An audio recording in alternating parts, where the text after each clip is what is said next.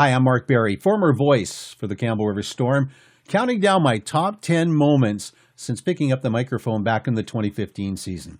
So far, we've talked about the COVID season, Teddy Bear Toss games, Carter Hikachi, Kobe Oishi, Gage Colpron, Aaron DeCook, and the 2017-2018 team.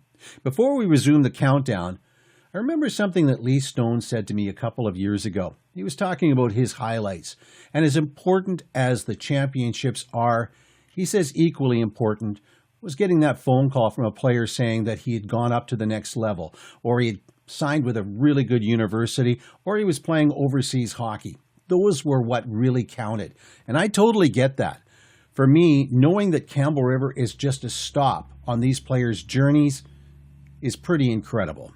Whether it's Josh Peterson having a strong career with perennial powerhouses in the American Collegiate Hockey Association, Minot State Beavers, or it's Gavin Rouser moving on to the Powell River Kings where he was captain, and then on to the VIU Mariners where he captained that team to their first ever BCIHL championship.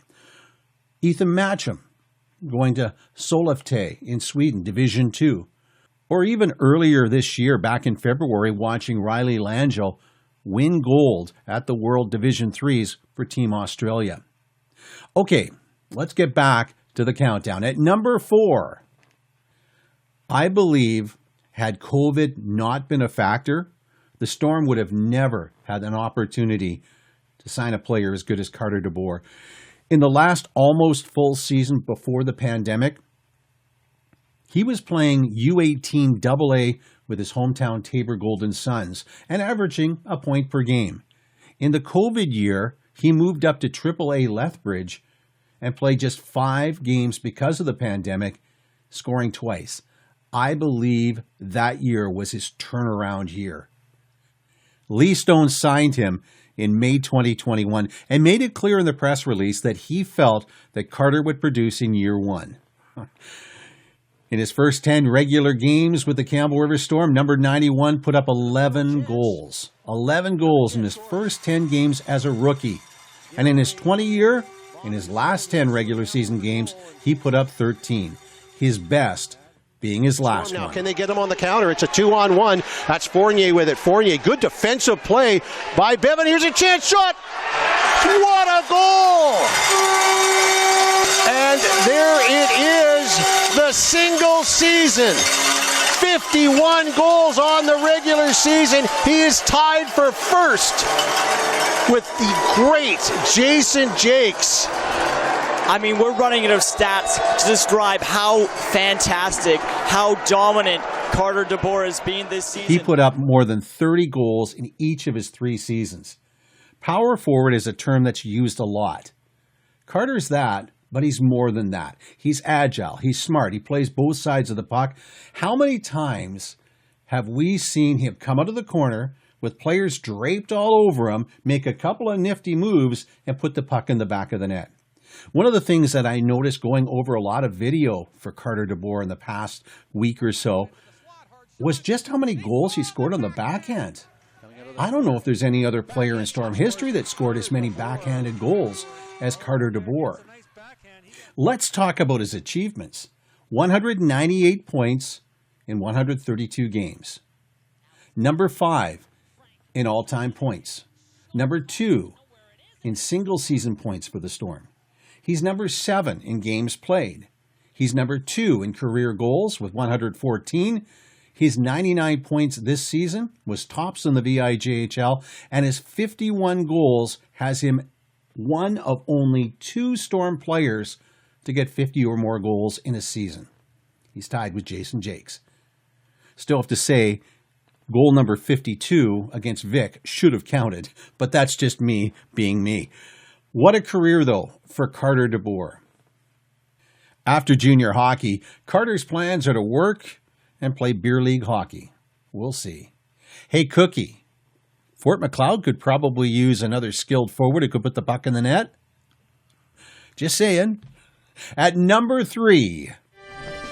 Harvey, center of the ice, goes off of Adams. Good block by Adams, and Harvey has to go back and retrieve the puck. 1:37 left in the power play. Sheldon Brett with the puck in his own zone.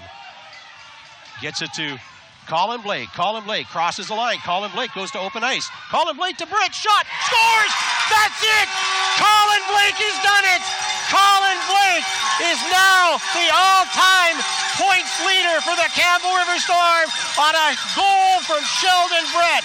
Colin Blake in the Storm history books. Wow!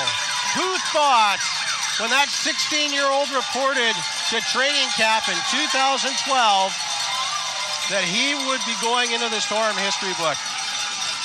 Lee Stone tells his story that when Colin Blake, this was before even Lee Stone was on the scene, but the ladies at the registration booth, when Colin Blake went up for training camp, they asked if he was there to see his big brother.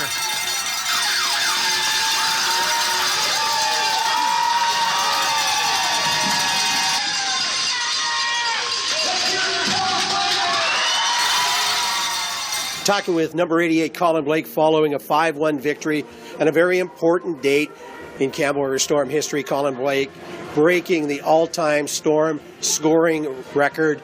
He's now at 267. Colin, how does it feel to finally break that record? It's finally off my back. I don't have to worry about it anymore. It's surreal. I said that earlier in the year that I didn't think I'd actually do it ever, but here it is, and I'm just, it's an honor. He played 4.5 seasons with the Campbell River Storm. Number 88, Colin Blake. 269 points in 190 games, 100 goals. Only 5 Storm players have done that, 169 assists. When you think of Colin Blake's junior hockey career, you're really thinking about 2 different careers. One before being traded to Sicamous and one after coming back from Sicamous. Lee Stone jokingly says, "I'm the guy that traded Colin Blake away." Well, Lee Stone was also the guy that brought Colin Blake back. Before Colin Blake went to Sicamous, he was a decent player, 0.75 points per game, scrappy, took a lot of needless penalties, little lost, I thought, at times. When he came back from Sicamous in that 14-15 season, he was a different player. He was teamed up with Tyler Welsh, a rookie, and the two of them had to decide who was going to put the puck in the back of the net. They were both playmakers. Should talk a little bit about Tyler Welsh. Tyler Welsh played 1 season with the Campbell River Storm, the Western Canadian Championship season. He was a playmaker. He went on to a brilliant career in the BCHL, NCAA Div 1 with Yale. He's currently playing in Europe in the EIHL, which is in the UK, playing with the Nottingham Panthers. As a matter of fact, last weekend he picked up an assist in a 3-2 shootout loss to first place Sheffield. But that partnership between Blake and Welsh was something else. Blake had 77 points that season and was prominent in the regular season, the playoffs, the Cyclone Taylor Cup, and certainly had a hand to play in the Storm winning the Western Canadians. My favorite season, though, is his 20-year. He was a fan favorite. The fans loved Colin Blake. Colin Blake wasn't a guy that talked a lot, so getting interviews from Colin was kind of like pulling teeth, but what a season he had, and it was impressive to watch. I actually saw for the first time in my broadcast career somebody who was having the game slow down for him. The game slowed down for Colin Blake. He was able to make some incredible plays. He was able to see things before they happened. And that goal for his record is perfect example of it, how he spotted Brett going to the net. I feel very privileged to have been able to watch Colin Blake play on a regular basis. Coming up tomorrow, our final installment on my top 10 moments as we count number 2 and number 1. I don't think number 1 is going to surprise you, but number 2 might. Find out tomorrow.